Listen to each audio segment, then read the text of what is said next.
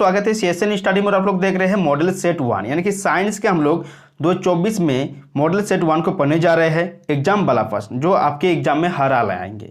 तो आप लोग हमारे चैनल में नए हैं तो सब्सक्राइब के बेल आइकन को प्रेस कीजिए और साथ ही अपने दोस्तों के साथ शेयर कर दिए ताकि यहाँ से जो है एग्जाम वाला प्रश्नों को आप लोग सभी को करा पाए। ठीक है, यानी कि आप लोग को प्रश्नों को स्किप ना करते हुए पढ़ना है। साथ ही आप लोग को क्या करना है, सब्सक्राइब और लाइक के बटन को प्रेस कर देना है। तो चलिए शुरुआत करते हैं आप लोग का मॉडल जो सेट 1 है एग्जाम वाला प्रश्नों को।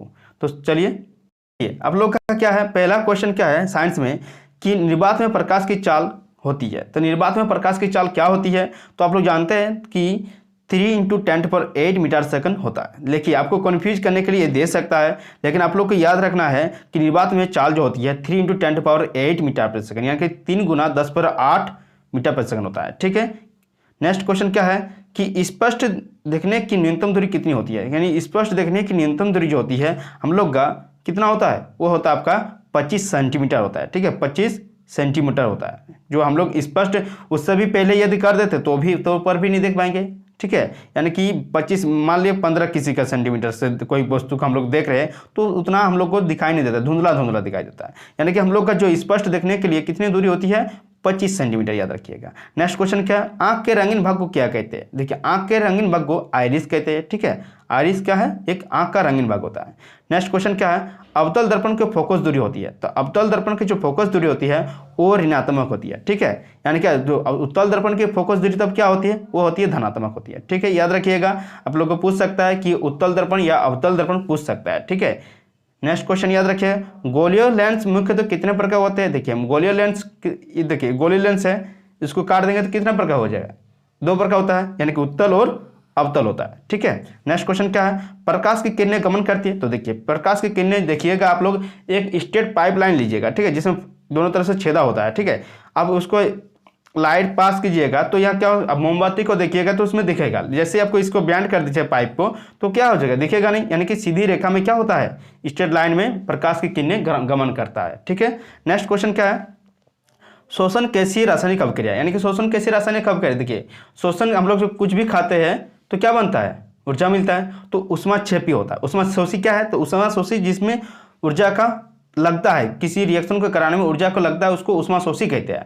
लेकिन जिसमें हम लोग ऊष्माक्षेपी मतलब जिसमें ऊर्जा बनता है। ठीक है, यानी कि हम लोग का शोषण तो क्या है, वो है ऊष्माक्षेपी रासायनिक अभिक्रिया। नेक्स्ट क्वेश्चन क्या है, अभिक्रिया ZnO + C बराबर क्या बन रहा है, Zn + CO। इसमें किसका उपचयन होता है, यहाँ पर आप लोग को क्या करना है, ZnO + CO यहाँ पर लिखा हुआ है। लेकिन इसमें देखिए ZnO के पास क्या है, Zn, यहाँ पर ऑक्सीजन किसके साथ जुड़ा है, जिंक के साथ, और किसके साथ संयोग हो रहा है, यानी कि कार्बन के साथ। तो ये क्या है, कार्बन यहाँ पर क्या है, उपचयन है। ठीक है, और आप लोग बताइएगा आप कमेंट बॉक्स में कि यहाँ पर अपचयित और उपचयित कौन है। ठीक है, अपचयित और उपचयित कौन है, कमेंट बॉक्स में जरूर बताइएगा।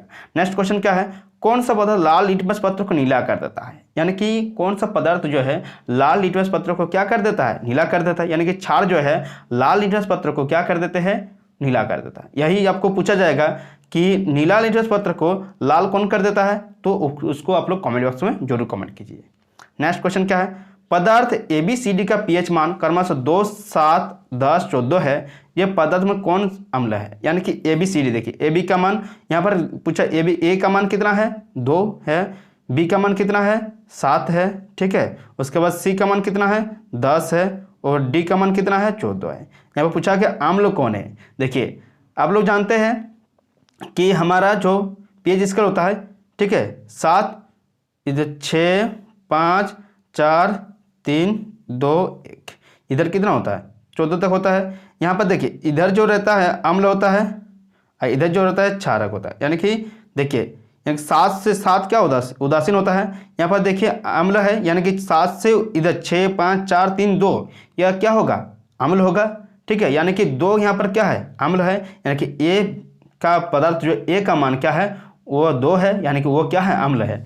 अभी यहाँ पर पूछा जो सबसे ज़्यादा, यहीं पर आपको पूछा जाता है कि प्रबल अम्ल और दुर्बल अम्ल क्या है। तो जितना ज़्यादा जिसका कम अम्ल में जितना ज़्यादा क्या होता है, कम होता है, उतना वो प्रबल होता है। ठीक है, जितना ज़्यादा उसका ज़्यादा मान होगा पीएच मान, वो उतना क्या होगा, दुर्बल अम्ल होगा। वहीं आपका क्षारक में उल्टा हो जाता है। ठीक है, जितना ज़्यादा उसका मान होगा क्षारक में, उतना अधिक क्या होगा, प्रबल क्षारक होगा। जितना कम होगा उसका क्षारक में, उतना वो दुर्बल होगा। ठीक है, याद रखिएगा। नेक्स्ट क्वेश्चन क्या है, दिए गए समीकरण में कौन सी अभिक्रिया हो रही है, यानी कि दिए गए समीकरण कौन सी अभिक्रिया हो रही है। देखिए समीकरण को पहले देख लीजिए कि PbCuCl2 PbCl2 प्लस Cu, यहाँ पर देखिए कौन सा अभिक्रिया हो रहा है। आप लोग इसको देखिए एक बार, आपको कमेंट बॉक्स में जल्दी कमेंट कीजिए।